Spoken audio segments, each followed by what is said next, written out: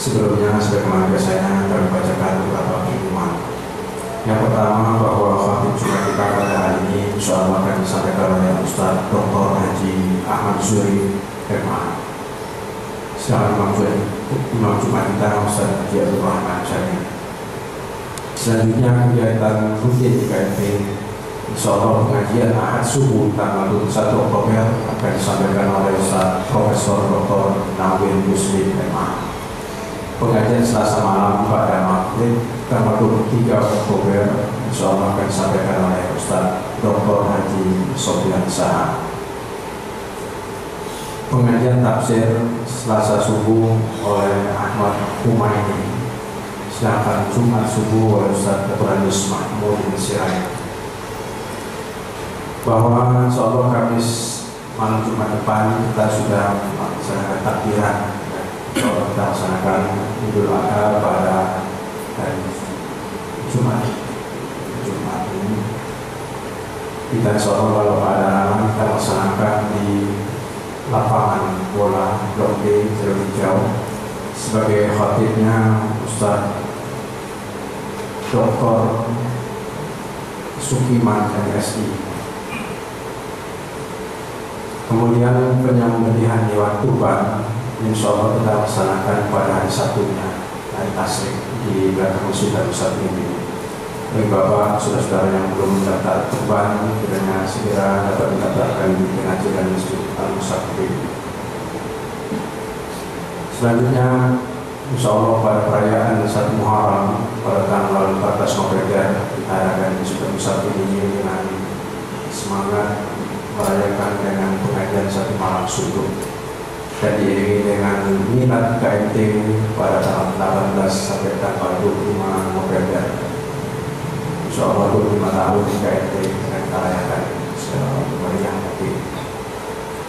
Selanjutnya kami sampaikan laporan kas kemakmuran Masjid Al-Ustaz sampai saat ini berjumlah Rp116.869.000.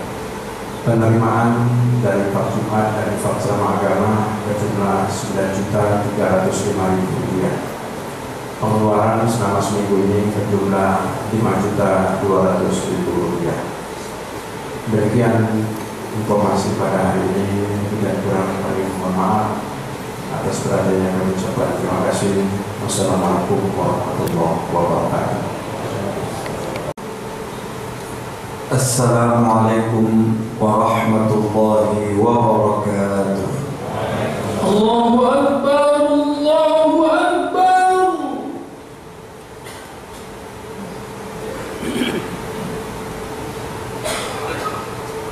Allahu Akbar, Allahu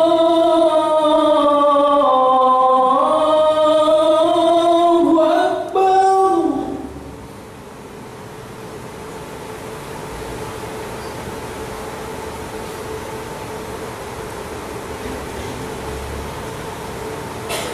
Asyhadu an la ilaha illallah.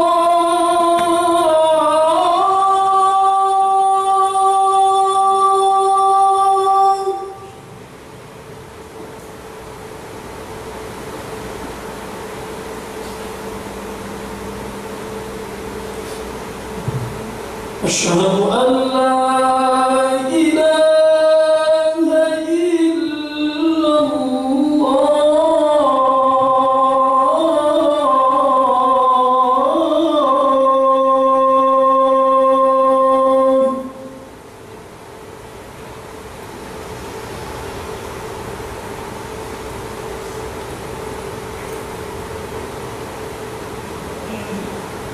أشهد أن محمدًا رسول الله.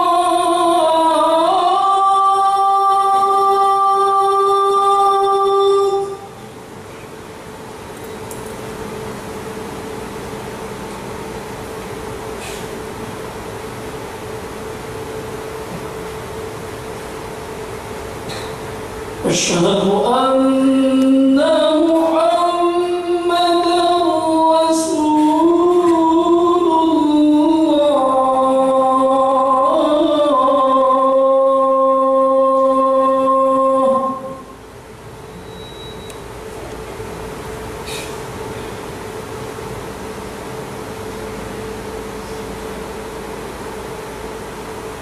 حي على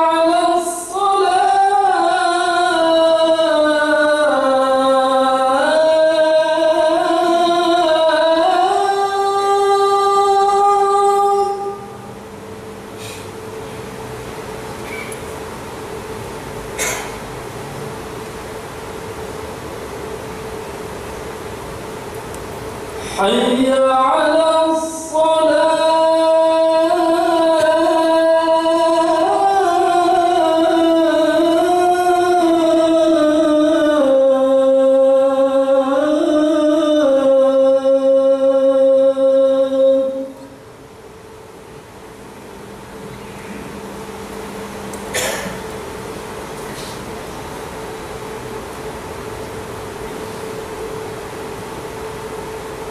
حي على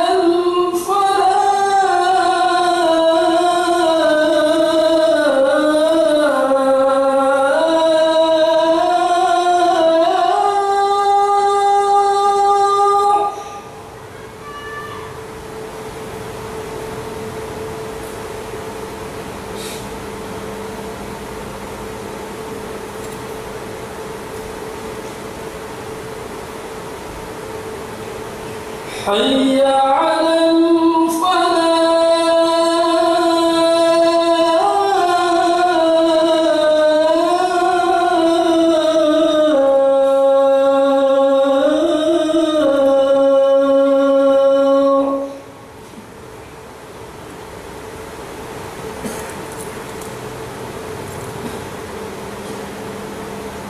الله أكبر الله أكبر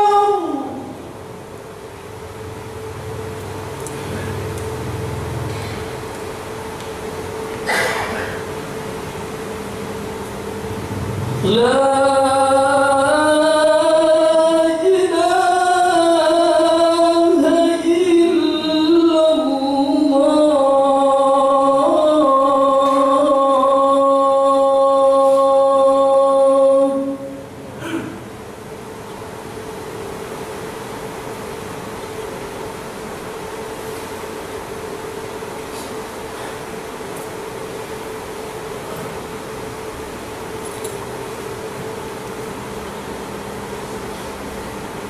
Alhamdulillahi Rabbil Alamin wa bihi nasta'inu ala umuri dunya waddin. Asyhadu an la ilaha illallah wahdahu la syarika lah wa asyhadu anna Muhammadan abduhu wa rasuluh.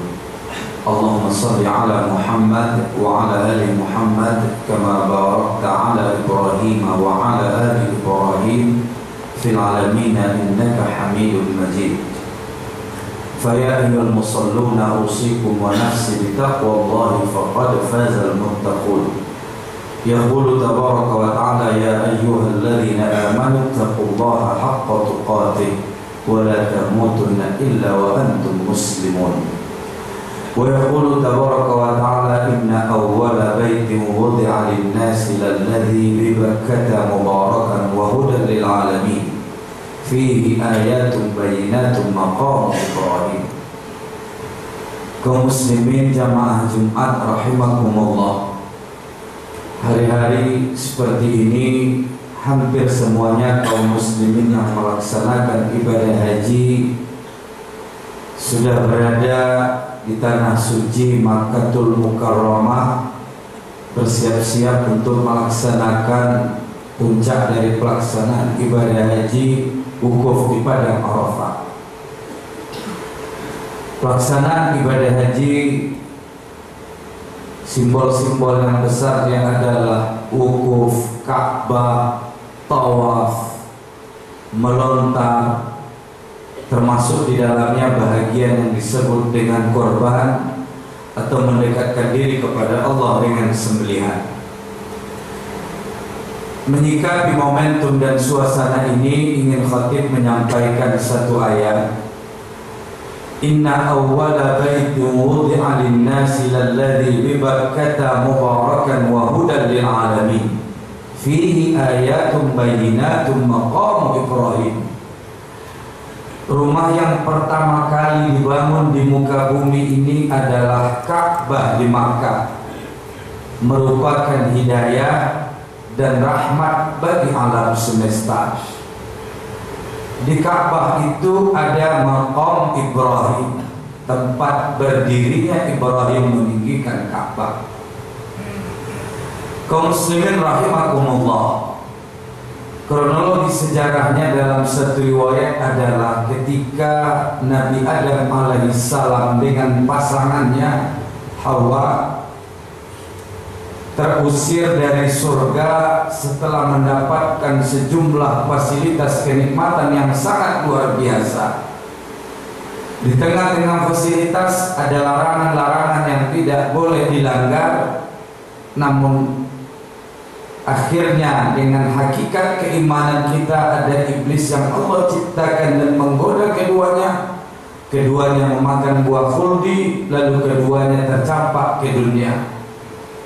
Tidak hanya mempertahankan dan fokus menyebut kesalahan Adam, tapi ada hikmah yang besar di balik itu. Pertama, manusia tidak lepas dari kesalahan. Yang kedua, Nabi Adam keluar untuk memakmurkan dan menjadi khalifah di muka bumi. Nabi Adam keluar dari surga dalam kondisi susah, dalam kondisi payah, dalam kondisi yang sangat sederhana dan memprihatinkan. Sampai-sampai ada riwayat yang tidak kuat, Adam entah di mana, Hawa di mana. Pada ujungnya mereka berjumpa setelah bertahun-tahun di Jabal Rahmah dan sebagainya. Ketika Adam dalam kondisi susah dan sederhana keluar dari surga, ketika itu Allah mendatangi dan menawarkan, "Madza turidu ya Adam?" Dalam kondisi seperti ini, susah apa yang kau inginkan? Di benak manusia secara umum, secara praktis, pragmatisme dan materi pasti menjawab materi, rumah, tempat tinggal, pakaian. Ketika itu Allah menawarkan, apakah Anda mau rumah? Nabi Adam menjawab, tidak. Cukuplah pohon besar rumah jadi rumah dan pelindungku. Kembali Allah menawarkan, Anda mau pakaian? Nabi Adam menjawab, tidak. Cukuplah daun-daun jadi pakaian dan penutup auratku. Kembali Allah menawarkan, Anda mau kendaraan? Nabi Adam menjawab, tidak. Cukuplah kakiku jadi kendaraanku. Lalu apa yang kau inginkan? Nah, mungkin ini juga yang harus tersimpan di benak kita dan kita teriakkan kepada Allah setiap hari 24 jam yang kita minta. Tiga apa yang diminta oleh Nabi Adam yang pertama tadi. Apa yang kau inginkan wahai Adam? Aku meminta tiga ya Allah. Apa itu? Yang pertama, aku mau maghfirah dan keampunan karena telah melanggar dengan pasangan istriku di surgamu ya Allah. Tolong berikan aku keampunan. Kata Allah, mintalah keampunan, aku pasti aku ampuni. Nabi ibadi anni anal ghafurur rahim. Lalu ketika itu Nabi Adam berdoa. Itulah doanya dalam satu ayat, qala rabbana zalamna anfusana wa illam taghfir lana wa tarhamna lanakunanna minal khasirin. Dalam ayat lain surah Al-Baqarah, fatalaqa Adamu min rabbih kalimatin. Nabi Adam menadahkan tangannya dengan lantunan-lantunan doa. Itulah doanya, rabbana zalamna anfusana wa illam taghfir lana wa tarhamna lanakunanna minal khasirin. Lalu pada ayat lain, fataba alaihi, udah aku ampuni karena engkau mengaku kesalahanmu dan engkau bertaubat, aku ampuni. Rasanya inilah yang harus tidak lepas dari mulut kita setiap hari siang malam. Bahkan Nabi Muhammad 100 kali lebih kurang beristighfar dan minta ampun kepada Allah, padahal dia adalah seorang Nabi yang maksum. Yang kedua, apa yang kau inginkan wahai Adam? Kata Adam, Tuhan, engkau anugerahkan aku menjadi khalifah, pengatur, pengelola dan buat peradaban di muka bumi. Aku enggak sanggup ya Allah kecuali engkau berikan alat, engkau berikan sarana agar aku bisa buat kemajuan di muka bumi, buat pesawat, buat kapal laut, buat alat transportasi, komunikasi, kira-kira demikian. Aku butuh alat sarana. Apa itu alatnya dan sarana yang kau butuhkan? Kata Adam, jawabannya adalah aku butuh ilmu pengetahuan. Lalu Allah jawab dalam surah Al-Baqarah, wa 'allama Adama al-asma'a kullaha. Allah ajarkan Adam seluruh ilmu pengetahuan. Jadi sumber ilmu itu adalah Allah. Presentasi manusia yang pertama kali menyambut ilmu itu adalah Adam. Pasti dalamnya termasuk ilmu fisika, kimia, kedokteran, ilmu ekologi, arkeologi, dan antropologi dan sebagainya. Hingga pada selanjutnya generasinya sudah bisa buat peradaban. Seperti Nabi Nuh bisa buat kapal laut yang panjangnya 800 meter dan lebarnya 200 meter, mengalahkan kapal Indo-Amerika yang hanya panjangnya 560 meter. Dan peradaban-peradaban yang selanjutnya, sayangnya umat-umat yang memiliki peradaban durhaka dan kufur kepada Allah. Allah berikan ilmu pengetahuan. Lalu yang ketiga, apa yang kau inginkan? Dan kiranya inilah yang senantiasa kita minta kepada Allah, anak cucu dan keturunan kita. Inilah yang nomor satu, tidak semata minta kekuasaan, minta harta dan sebagainya. Lalu yang ketiga, apa yang kau inginkan? Ketika itu Nabi Adam menjawab, ya Tuhan, aku sudah mengetahui hakikat hidup di muka bumi ini, yang disinyalir dalam satu ayat, wa ma khalaqtul jinna wal insa illa liya'budun. Tuhan, aku sudah sadar dan mengetahui fungsi hidup, aku mau beribadah kepadamu ya Allah. Ketika itu Allah menjawab, kalau betul-betul engkau dan anak cucu keturunanmu ingin beribadah sungguhnya kepadaku, maka aku bangunkan rumah beribadah. Itulah Ka'bah. Inna awwala baitin wudi'a lin-nasi lalladzi bi Bakkah mubarakan wa hudan lil alamin fihi ayatun bayyinat. Rumah yang pertama kali dibangun adalah Ka'bah di Makkah, merupakan hidayah dan rahmat bagi alam semesta. Ka'bah sudah ada sejak Nabi Adam, sudah dibangun sejak Nabi Adam. Siapa yang membangunnya? Wallahu a'lam. Bisa jadi ini adalah tangan Tuhan, bisa jadi adalah tangan malaikat, bisa jadi tangan Adam alaihissalam dibantu oleh para malaikat. Yang jelas kita tidak berdebatkan bahwa Ka'bah sudah ada sejak Nabi Adam sebagai simbol fungsi tugas manusia yang pertama adalah beribadah kepada Allah. Selanjutnya sampailah kepada Nabi Ibrahim yang disebut dengan bapak tauhid. Nabi Ibrahim dalam ayatnya tidak pernah membangun Ka'bah, tapi Nabi Ibrahim hanya meninggikan Ka'bah. Itulah ayatnya, wa idh yarfa'u Ibrahimul qawa'ida minal bait. Ketika Nabi Ibrahim meninggikan pondasi-pondasi Ka'bah dari Baitullah. Jadi Nabi Ibrahim bukan orang yang pertama membangun Ka'bah, dan ayatnya juga bukan membangun, beda irtifak dengan bina. Nabi Ibrahim adalah meninggikan Ka'bah, bukan membangun Ka'bah, karena Ka'bah sudah ada sejak Nabi Adam alaihissalam.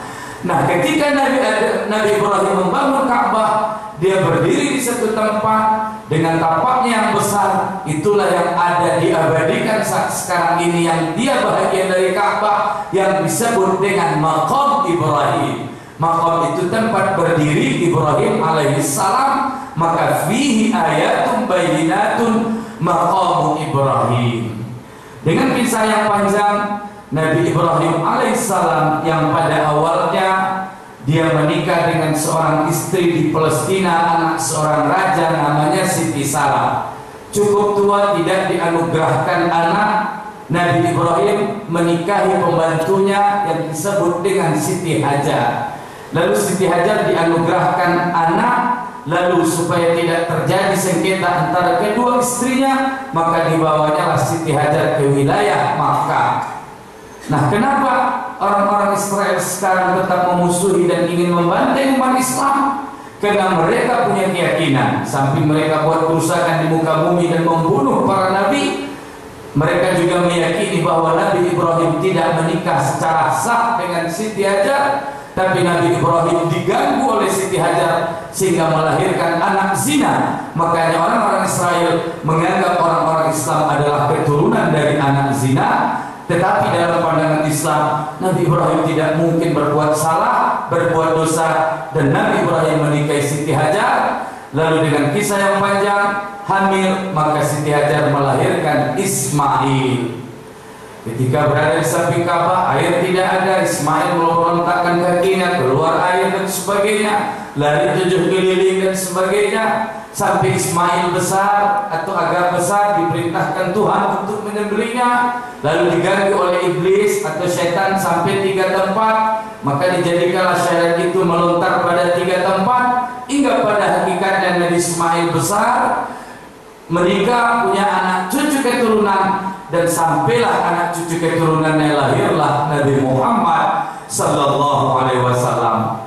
Setelah Nabi Muhammad pada umur 40 tahun menjadi nabi, maka disyariatkanlah kepada Nabi Muhammad dan umatnya. Setelah disyariatkan sholat, puasa, zakat, maka disyariatkanlah al-hajju ila baitillahil haram, haji ke baitullahil haram. Makanya pelaksanaan ibadah haji, apakah yang disebut dengan rukun, apakah yang disebut dengan wajib haji dan sunnahnya, tidak terlepas dari aktivitas-aktivitas yang dilakukan oleh bapak kita atau bapak orang beriman Ibrahim alaihissalam, seperti melontar, seperti sa'i dan sebagainya. Maka ini adalah syariat dalam Islam yang disebut dalam ayatnya wa atimmul hajja wal umrata lillah, sempurnakan haji dan umrah. Ada 4 ibadah fardu dalam Islam. Salat hadir dalam redaksi aqimus shalah, cukup tegas dan keras. Zakat wa atuz zakah, cukup tegas dan keras. Puasa sungguh jauh lebih santun. Kutiba alaikumus syiyam, telah diwajibkan dan dituliskan puasa. Berbeda dengan haji wa atimmul hajja wal umrata lillah, sempurnakan haji. Kenapa Allah perintahkan sempurna? Sekurang-kurangnya ada 2 alasan. Yang pertama, haji sekali seumur hidup, maka carilah yang paling sempurnanya, jangan cari yang paling pas-pasannya. Yang kedua alasannya adalah pelaksanaan ibadah haji amat mudah. Tidak ada yang dihafal, tidak. Yang dihafal itu malah sunat-sunatnya. Aktivitas dari rukun haji itu amat mudah. Mohon maaf, diam saja di Arafah itu sah, keliling saja di Ka'bah sah, dan sebagainya. Karena mudahnya pelaksanaan ibadah haji, maka Allah perintahkan wa atimmul hajja wal umrata lillah, sempurnakan haji dan umrah. Mungkin saja atau hampir semuanya kaum muslimin hari ini sudah meninggalkan negerinya dan sudah berada di tanah suci. Mereka bersiap-siap untuk melaksanakan Al-Hajjul Akbar, haji yang sangat besar dalam Islam, untuk mendekatkan diri kepada Allah Subhanahu wa taala dan akan melaksanakan aktivitas-aktivitas yang disebut dengan wukuf di padang Arafah, tawaf di Ka'bah, melontar dan sa'i antara Safa dan Marwah. Hari ini sebagian besar kita masih belum dianugerahkan Allah untuk melaksanakan ibadah haji pada tahun ini.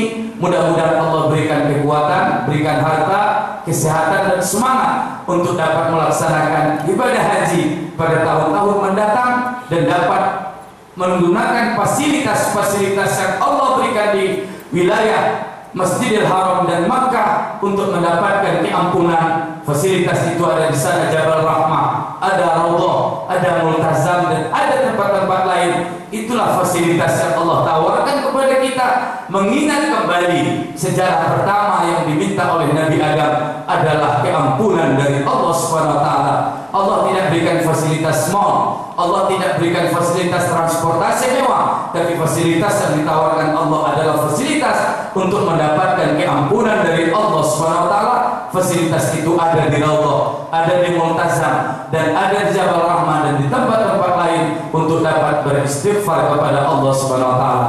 Namun kita yang belum berangkat atau yang tidak pernah berangkat, Allah berikan kesempatan dan tidak mustahil Allah berikan pahala yang sama dengan saudara-saudara kita yang melaksanakan ibadah haji. Tidak harus berangkat ke sana, tapi Allah perintahkan kita untuk mengeluarkan sebagian harta kita, menyisihkan sebagian harta kita untuk berkorban dan mendekatkan diri kepada Allah Subhanahu wa taala pada tanggal 10 Zulhijjah sudah sholat, atau 11, 12, 13 Zulhijjah.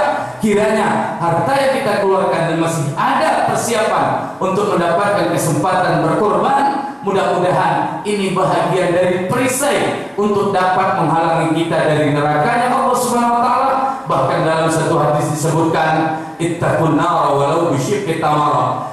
Jagalah diri kamu dari api neraka meskipun dindingnya adalah satu biji tamar. Insya Allah pada tanggal 10 Zulhijjah nanti kita tidak akan dinding diri kita dengan sebiji tamar, tapi kita akan dinding diri kita dari api neraka dengan 1 ekor kambing, dengan 1 ekor sapi, kerbau dan sejenisnya. Dan itu adalah dinding-dinding yang tebal yang dapat menghalangi kita dan dapat menutup kita untuk masuk ke dalam api neraka. Kiranya kita yang semua berkorban ini mendapatkan kesempatan pahala yang besar, dan korban yang kita infakkan adalah dinding-dinding tebal nanti di akhirat menghalangi kita untuk tidak masuk ke dalam api neraka. Barakallahu li wa lakum fil Qur'anil Karim wa nafa'ani wa iyyakum bima fihi minal ayati wa dzikril hakim fastaghfiruhu innahu wal ghafurur rahim.